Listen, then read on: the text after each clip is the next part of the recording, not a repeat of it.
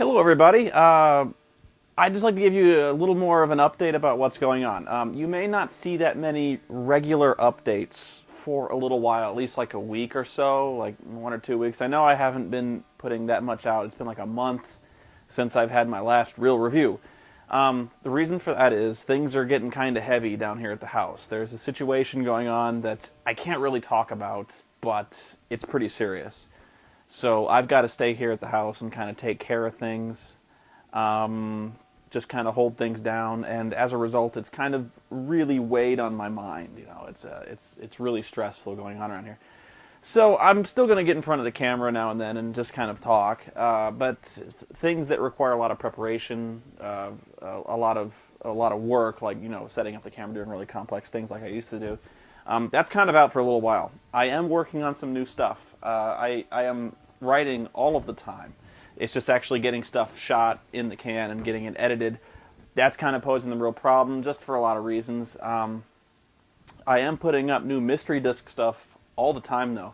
There are a bunch of new plot lines going up. I think about half of them are online right now. Quick thing, though. A lot of people don't realize when it comes to mystery disc that when you reach the clue phase, when you start clicking on the links to find the clues after you've seen the movies, there are 3 pages of clues. They're probably not in the notes because I've kind of been in a hurry putting them all up, but there are 3 different pages of notes of clues that come up. So you'll see like a page of about 6 of them, and then if you wait about 10 seconds, there will be another page, and in another 10 seconds, there will be another page. So if you're not solving the mysteries, that's why. I also found there is another mystery disc, which for some reason, I looked everywhere for it. I looked like 3 times in the past year or 2. I couldn't find it. Then somebody says, "Did you know there was another one?" I said, "Yeah, I knew that, but I can't find it." Guy gives me a link. There it is. So I found it. We'll see how the first one goes. It seems like you guys really like it. The reviews have been pretty positive on that. I did want to talk briefly about, I bought a new game lately. Everyone's really excited about the new Mega Man 9. I have not played that yet. Haven't had time. The games I have played, I played Civilization 4 Colonization, which I like a lot. The only downside is, I think the tutorials could have been a lot better for that game. You'll play through that game several times, and I was never sure really what I was doing, if I was doing it right, if I was doing it wrong, if I was progressing too slowly, because it plays a very different style than Civ 4. It's a Civ 4 mod, kind of a conversion more than it is a mod, I guess. And the difference is, you're not really focusing on building your cities. You do build cities, but you never build units. You recruit units from the motherland and you bring them over. It's very complex, and so I think I may actually need to look online for kind of a strategy guide, because I don't really know what I'm doing, and I'm pretty good at this kind of game. I actually think I found a groove, but yeah, it's a lot different than Civ 4. So if you're into that, it's actually worth a shot if you're kind of heavy into that. I'm not sure what any other critic gave it, but I was pretty impressed with that. The music I like a lot in that game. Another game that's really popular right now, a lot of people are talking about it, is the new Silent Hill Homecoming game. The latest game to come out on like every console. It's on 360, on PS3. And I have not read many reviews, but I have heard that reviews are really mixed when it comes to this. Some are saying it's best ever, some are saying it's pretty inferior. I played through it to the end, and I'll give you my review, and I tend never to give like 3 out of 5 reviews. I never tend to give stars, because I find that then people start equating your reviews. Like, so this game is as good as this game, or this movie is as good as this movie because you gave it the same rating. No. I'll tell you what I liked and what I didn't like about it. First of all, it is a good game. It's a Silent Hill game through and through, and if you like Silent Hill, you will probably like this game. It does a few things differently, however, and a lot of people are turning against the game because of that. For one, your character is like much more combat effective. The game has shifted to more combat focus, to where your guy has much more capability when it comes to weapons, and the combat is much more fluid, I think, in the sense that you can dodge, you can sidestep, you can circle strafe around people, you can have combos, you can do light swings or heavy swings. There's a lot more control over that. And I like that. Some people liked the idea of the earlier games where your guy was never that good at combat, like they're a terrible shot. In this one, you can basically pinpoint where your shots are going. In terms of the character, this makes sense, but I can see why you wouldn't like that, because in terms of survival horror, it really takes away from the scary aspect of it if you don't have a lot to fear from the bad guys, if you can take them down really easily. And if you're good at that, if you have pretty good reflexes, there is a definite rhythm to the combat where you're kind of dodging attacks and then counterattacking. If you're good with the dodge button, you'll have basically no problem with this game. If you think you're pretty good at this type of thing, I would try it on the hard difficulty. I think it's a pretty fair challenge at that point.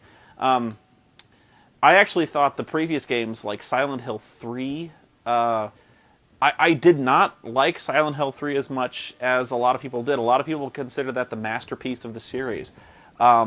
I found that in that game, you couldn't fight anything. I spent that entire game with the flashlight off, running away from absolutely everything, and it bugged the shit out of me. I was like, can't I take anything?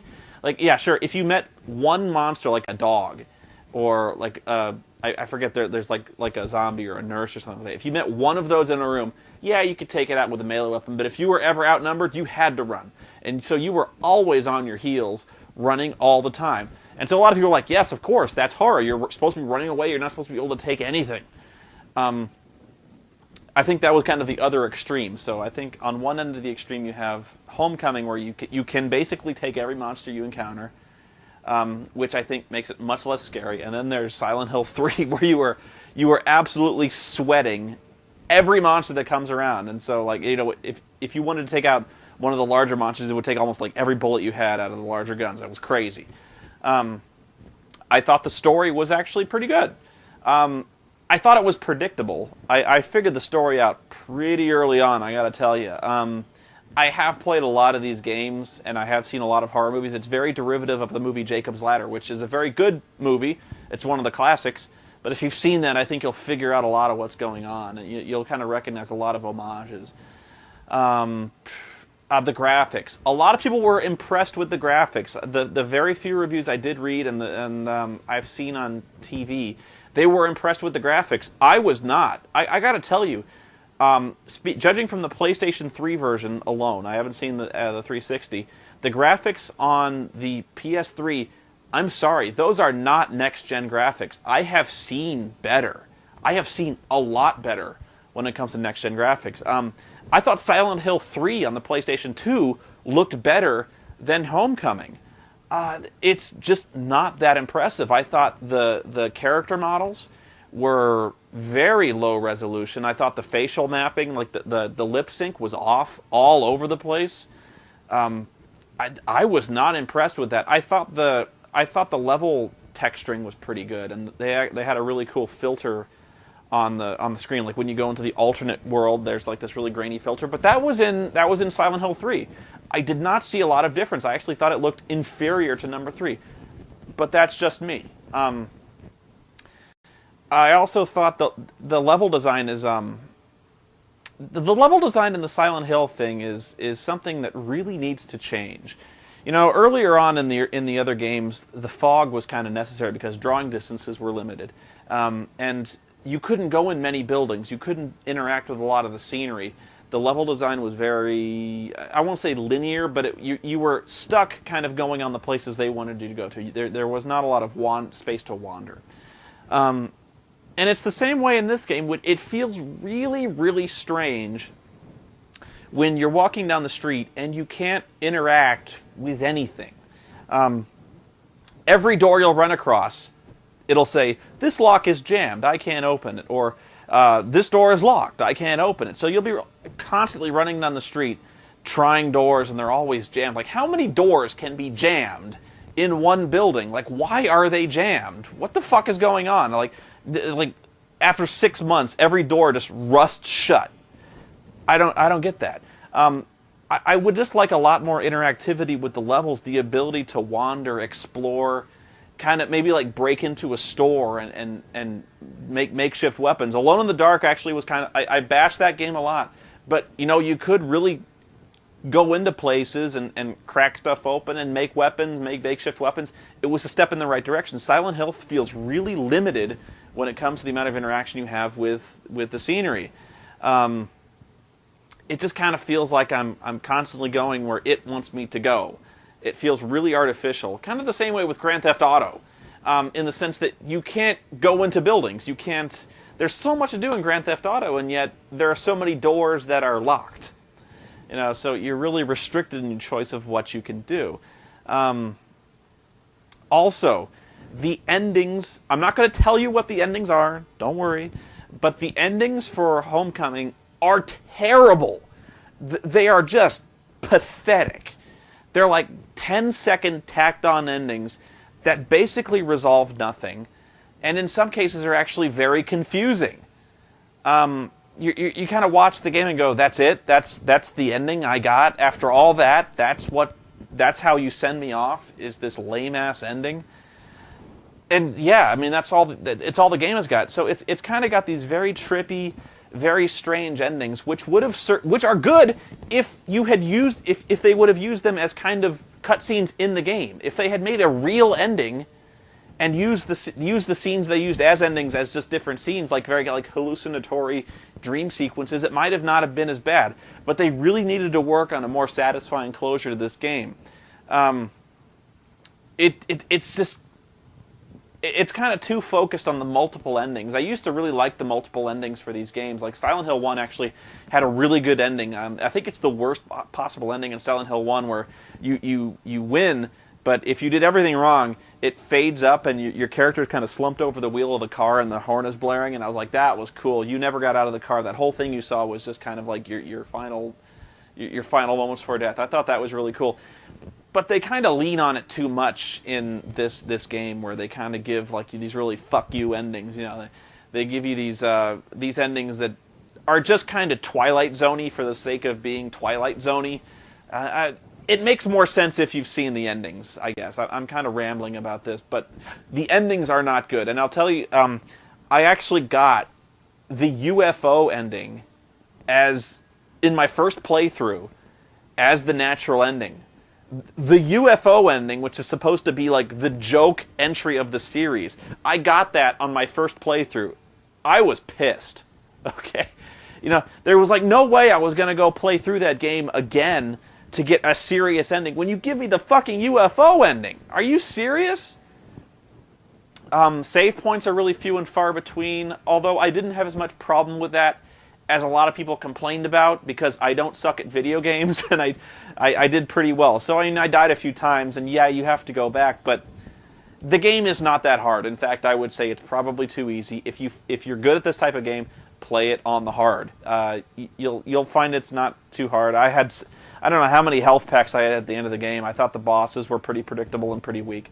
But that's Silent Hill. Also, I hate to say this because I'm a big fan, I think we've kind of played out Silent Hill. I think it's done. I think it's over. I actually thought Silent Hill 3 was the logical conclusion to the series. I didn't think there was much more we could do when it comes to Silent Hill.